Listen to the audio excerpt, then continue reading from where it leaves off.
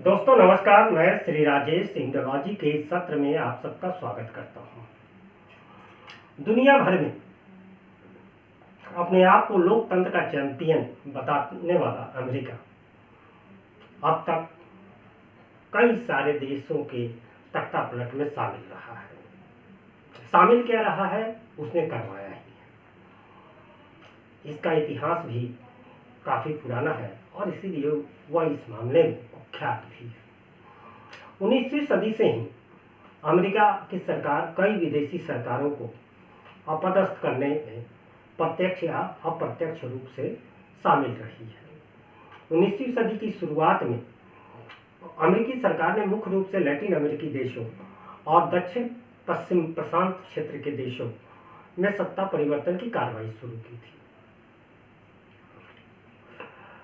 जिसमें स्पेनिश अमेरिकी, फिलीपीन अमेरिकी युद्ध भी शामिल है। 20वीं सदी की शुरुआत में अमेरिका दुनिया भर में कई देशों के सरकारों को नया आकार दिया या उसे अपदस्थ कर दिया। इसकी शुरुआत उसने अपने पड़ोसी देशों, जिनमें हवाई, पनामा, होंडुरास, हैती, निकारागुआ और मैक्सिको शामिल है। अब हाल में ही अमेरिका की खुफिया एजेंसी जो है CIA, उसने सोशल मीडिया प्लेटफॉर्म जैसे फेसबुक हुआ, एक्स, इंस्टाग्राम, यूट्यूब, लिंक्डइन और डार्क वेब पर पोस्ट शेयर करके चीन, ईरान और नॉर्थ कोरिया से मुखबिरों की भर्ती के लिए आह्वान किया। इस बाबत इसकी खबर BBC की हिंदी सेवा ने अपनी वेबसाइट पर प्रकाशित भी किया है। लोगों से VPN के जरिए CIA ने उसकी वेबसाइट के माध्यम से संपर्क करने को कहा है। लोग सीक्रेट वेब ब्राउजर जैसे टोर नेटवर्क का भी इस्तेमाल कर सकते हैं। ये अक्सर डार्क वेब तक पहुंचने के लिए इस्तेमाल होता है। लोगों से VPN के जरिए CIA से उसकी वेबसाइट के माध्यम से संपर्क करने को कहा गया है। लोग इसकी खबर BBC ने तो प्रकाशित की है और कई वेब पोर्टलों पर इसकी खबर देखी गई है। हालांकि CIA की इस पोस्ट को लेकर सवाल खड़े किए जा रहे हैं कि क्या कोई खुफिया एजेंसी अपने मुखबिरों की भर्ती अगर करना चाहे तो क्या वह सोशल मीडिया पर इस तरह विज्ञापन दे सकती है या पोस्ट करके अपनी बातों को बताकर और वहां से लोगों की भर्ती कर सकती है। यह थोड़ा अटपटा लगता है तो सवाल होता है कि इसके पीछे के कारण क्या होंगे। हम कारण की चर्चा भी करेंगे कि ऐसा क्यों है। अभी हाल ही में हम लोगों ने देखा कि किस तरह बांग्लादेश में शेख हसीना की सरकार को अमेरिका के ने उसे बेदखल किया। इसी तरह के आरोप इमरान खान ने भी पाकिस्तान में लगाया, जब उन्हें पाकिस्तान में एक नाटकीय घटनाक्रम के तहत सत्ता से बाहर कर दिया गया और अभी वे जेल में। तो वहीं शेख हसीना भारत में शरण लिए हुए हैं, भारत में रह रही हैं, लेकिन आश्चर्यजनक बात तो ये है कि अमेरिका के मुकाबले बहुत छोटे से देश दो हैं। दो छोटे देशों ने अमेरिका को बढ़िया सबक सिखाया है। इन दोनों देशों ने अमेरिका पर अपने देश में तख्तापलट करने की साजिश करने का आरोप लगाया है और कई अमेरिकी नागरिकों को इस साजिश रचने के आरोप में गिरफ्तार भी किया है। इससे अमेरिकी राष्ट्रपति चुनाव में मुद्दा भी बनाया गया और इससे बाइडेन प्रशासन की किरकिरी खूब हुई। यह वही अमेरिका है जो दुनिया भर में लोकतंत्र की दुहाई देता है और खुद को चैंपियन बताता है।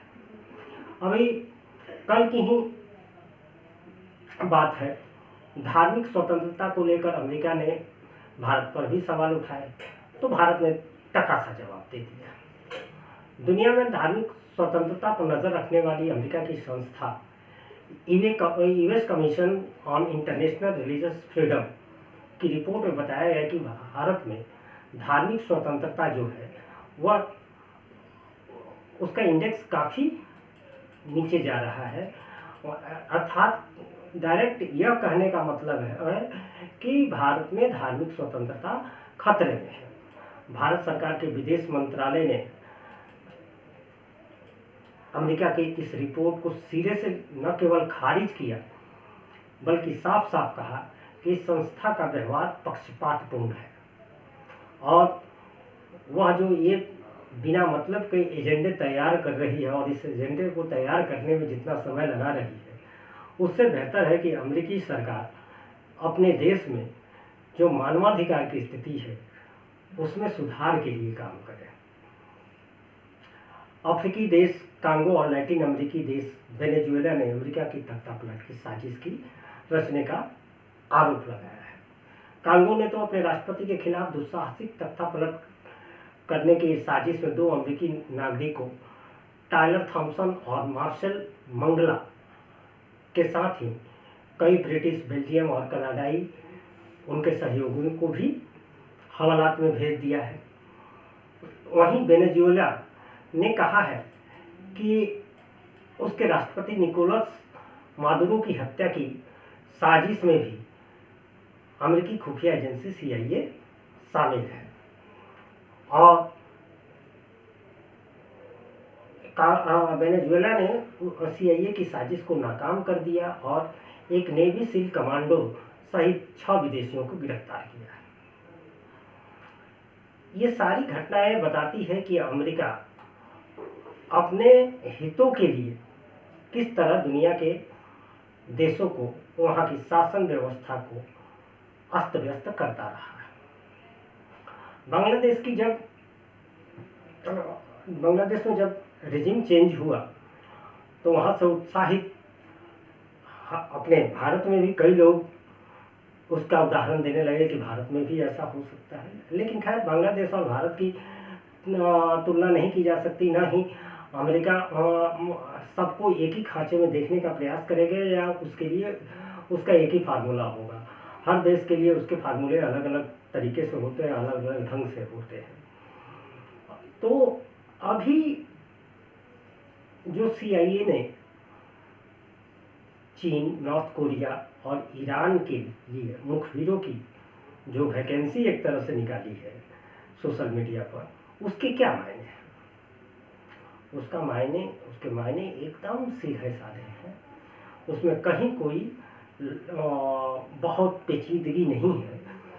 कहने का मतलब है अमेरिका इन तीनों देशों को यह संदेश देना चाहता है कि भाई आपके देश में आपकी इस शासन से लोग खफा है और लोगों में आक्रोश है और वे आपकी सत्ता को खत्म करने के लिए वे CIA को मदद देना चाहते हैं या CIA से मदद चाहते हैं। सीधे सीधे एक तरह से ये कहा जाए कि या तो मदद देना चाहते हैं या CIA से मदद लेना चाहते हैं। और वहाँ की आवाम की इच्छा, जहाँ एक बात स्पष्ट रूप से है कि इन तीनों देशों में कहीं भी लोकतंत्र नहीं। चीन का तो मामला आप जानते ही हैं, नॉर्थ कोरिया पूरी दुनिया जानती है। ईरान का जहाँ तक मामला है तो ईरान का मामला ये है कि वहाँ चुनाव होते हैं, राष्ट्रपति तो बदल जाते हैं, लेकिन जो सुप्रीमो हैं उनके लिए कोई चुनाव नहीं होता और जो उसके मेन पिलर और सुप्रीमो बने रहते हैं। अमेरिका पिछले 15 सालों से या उससे भी ज़्यादा समय से लगभग वह ईरान में सत्ता परिवर्तन की कोशिशें करता रहा है। वहाँ के न्यूक्लियर जो उनकी योजना है, प्लान है, उसको भी वह खत्म करना चाहता है और इसके लिए अभी जो खाड़ी देशों में इजराइल के साथ जो विवाद है उन सब की जड़ में यही मामला है। तो क्या अमेरिका जो इन देशों में या ऐसे और देशों में जो तख्ता पलट का खेल खेलता है, क्या वह खेल आपकी नज़र में जायज़ है? क्या अमेरिका जैसे देश अपनी ताकत का गलत इस्तेमाल नहीं करते? लेकिन एक बात यहाँ और कहना चाहूँगा कि जियोपॉलिटिक्स काफ़ी बदल चुकी है। अब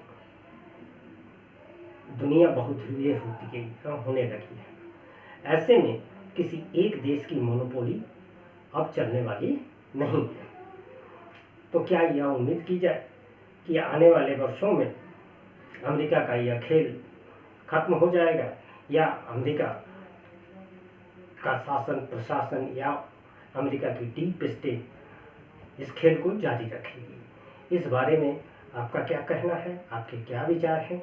कमेंट बॉक्स में ज़रूर साझा करें।